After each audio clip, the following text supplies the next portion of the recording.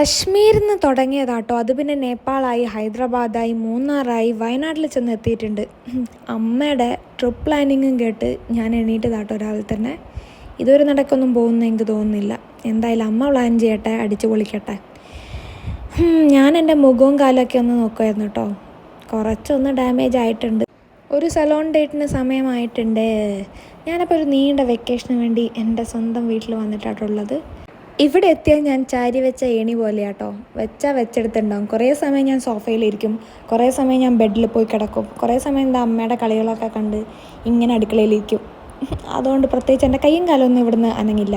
ഇതൊക്കെ കേൾക്കുമ്പോൾ ഞാൻ കുട്സിൻ്റെ വീട്ടിൽ നിന്ന് കുറേ മലർത്തിയ പോലെയുണ്ട്. പക്ഷേ അല്ല കേട്ടോ, അവിടുന്ന് ഞാൻ പ്രത്യേകിച്ചൊന്നും ചെയ്യാറില്ല. പക്ഷേ അവിടെ വെറുതെ ഇരിക്കുമ്പോൾ ഒരു മനസാക്ഷി കുത്തുണ്ടാവും.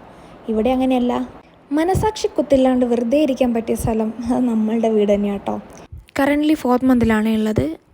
ഇത് തൊട്ട് ഞാൻ ശീലിക്കാൻ ശ്രമിക്കുന്ന ഒരു കാര്യമെന്ന് പറയുന്നത് ബംബ് ആൻഡ് ബ്രസ്റ്റ് മസാജാണ്. കേൾക്കുമ്പോൾ ഭയങ്കര നിസ്സാരമായിട്ട് നമുക്ക് തോന്നുവേ. നമ്മളിത് ചെയ്യുമായിരിക്കും എന്നൊക്കെ നമുക്ക് ഇപ്പം തോന്നും. പക്ഷേ ഇത് തുടങ്ങിക്കഴിഞ്ഞാൽ നമുക്ക് ഒടുക്കത്തെ മടി തോന്നുന്ന ഒരു കാര്യം വേറെ ഒന്നുമില്ല. പക്ഷേ നമ്മൾ പോസ്റ്റ് ഡെലിവറിക്ക് ശേഷം ഏറ്റവും കൂടുതൽ റിഗ്രറ്റ് ചെയ്യുന്ന ഒരു കാര്യം ഇതായിരിക്കും, ഇത് ചെയ്തിട്ടില്ലെങ്കിൽ കേട്ടോ. അപ്പം എൻ്റെ സീനിയറായിട്ടുള്ള എൻ്റെ ചേച്ചി എനിക്ക് കൃത്യമായിട്ടുള്ള ഉപദേശമൊക്കെ തന്നിട്ടുണ്ട്. പിന്നെ ഞാൻ അവളുടെ കുറച്ച് വിഷമങ്ങളും ബുദ്ധിമുട്ടുകളൊക്കെ കണ്ടതുകൊണ്ട് എനിക്ക് കൃത്യമായിട്ട് ഇത് ചെയ്തു പോകണമെന്ന് ഭയങ്കര ആഗ്രഹമുണ്ട് കേട്ടോ. പിന്നെ ഇടവേളകൾ ആനന്ദകരമാക്കാൻ ഞാനിതുപോലെ ഏറ്റവും അവൈലബിൾ ആയിട്ടുള്ള സാധനങ്ങൾ എടുത്ത് കഴിക്കാറുണ്ട് കേട്ടോ. അത് ഇന്നത് എന്നൊന്നുമില്ല, എന്താണോ എനിക്കപ്പം മൂഡ് അത് ഞാനെടുത്ത് മുണങ്ങും. അപ്പം ഇതെൻ്റെ ചേച്ചിയും ചേട്ടനാണ്. അപ്പോൾ അവരുടെ 9th വെഡ്ഡിങ് ആനിവേഴ്സറി ആണ്.